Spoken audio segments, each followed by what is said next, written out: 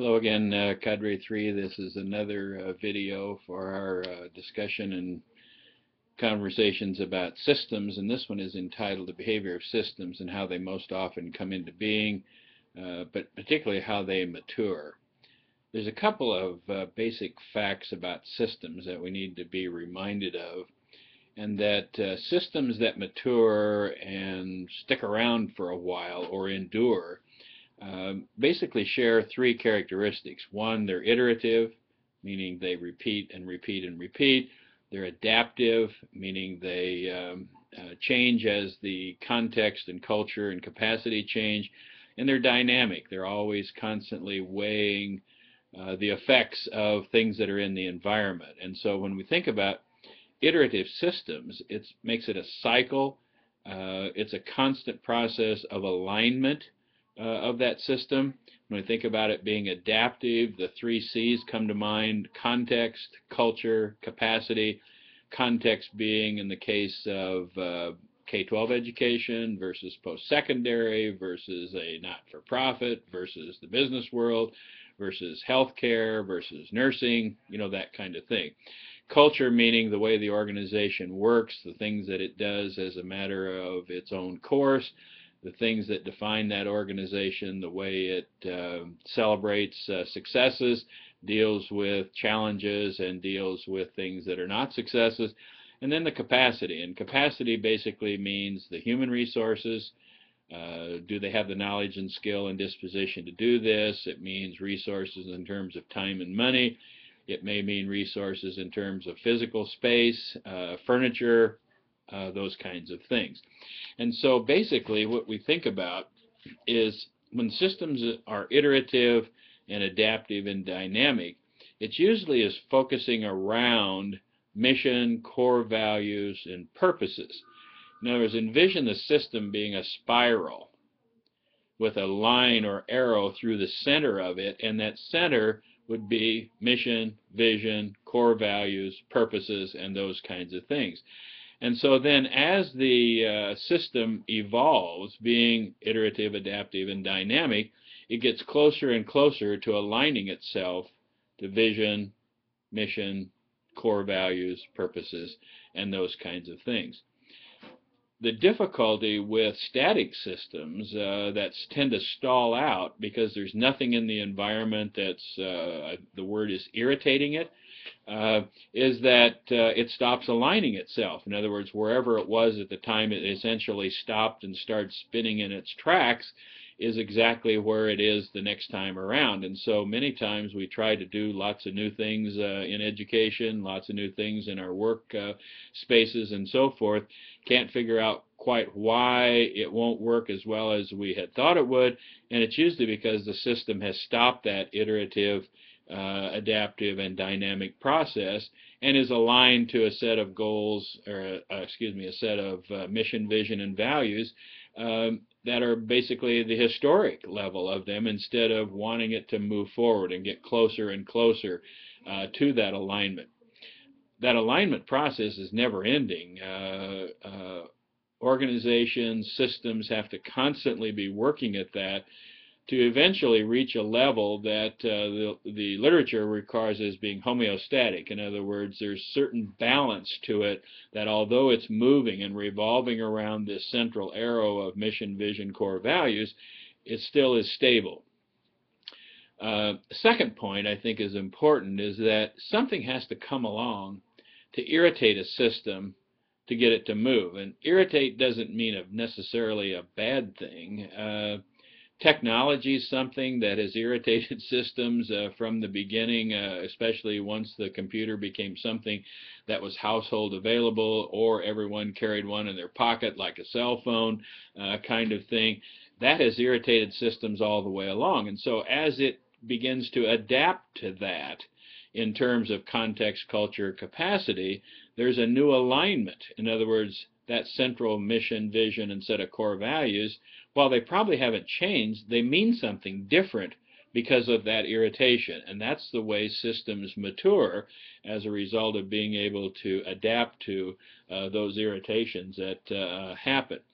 A guy by the name of Clayton Christensen no relationship, sorry, came up with a notion called disruptive innovations. And disruptive innovations are the kind that cause a system to momentarily try to find itself. In fact, sometimes it blows them apart. A disruptive innovation, a good example is the computer itself, and schools that are really struggling to make use of computers in a way that go way beyond just being glorified typewriters. In some cases, the tablets even are used just like the old slate tablets were back after the Civil War when I was in school.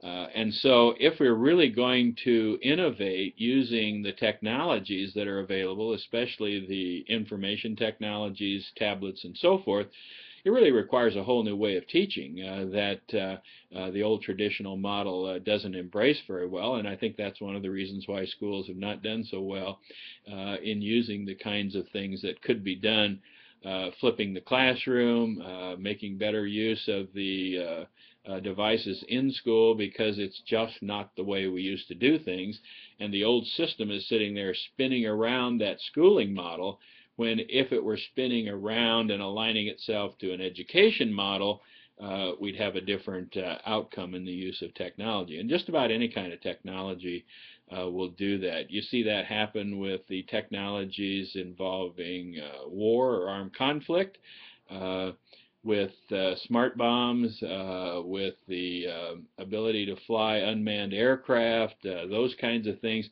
It's really changing the whole notions about what a system is like and how you prepare for it, because the old system is sitting there looking at World War II, Vietnam, those kinds of conflicts, when in fact the whole thing has changed dramatically. Boots on the ground are not nearly so important as what you've got in the air or what you've got in the sea, which you can shoot from a long distance. I hate to use those analogies, but it relates to that notion of disruptive innovations. Again, the point being is that there's a natural process for systems to continue to move. It's the part that probably annoys most people, but it's the way a vital and viable system has to be. And post-secondary as well as K-12 suffers from the fact that the system of schooling that we're so married to and invested in is kind of spinning in place. And so trying to put PLCs, for example, into the K-12 system has been very difficult. Because it makes that system start to move, and it has to be adaptive as it is iterative, has to be dynamic as it is iterative, otherwise it just spins itself in place. In fact, most of the time systems that spin themselves in place eventually spin out of control. And there's a lot of folks who think the public school system has spun itself out of control, which is has caused the spawning of things as charter schools and the voucher conversation, privatization, and so forth.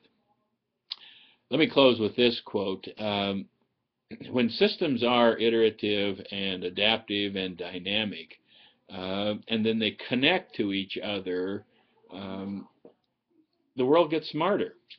And that was basically IBM's message a long time ago, is that if we can make the systems work on our behalf instead of letting the system basically run on its own, we'll get smarter.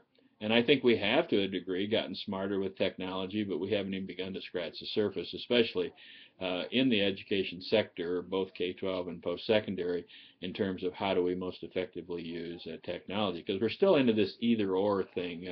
It's either technology and using the MOOC system of massively open communication and information kind of things, online learning versus in face-to-face learning, as if for somehow those two can't be blended together.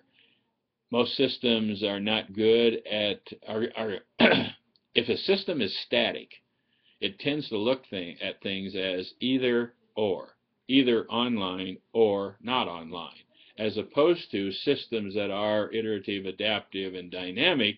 Doesn't look at either or, it looks at both and. In other words, why can't online and face-to-face be blended together, including the flipping of classrooms, including independent learning, including all those things that would make that system really realize what it's capable of doing. That's the end of this video, and there will be another one.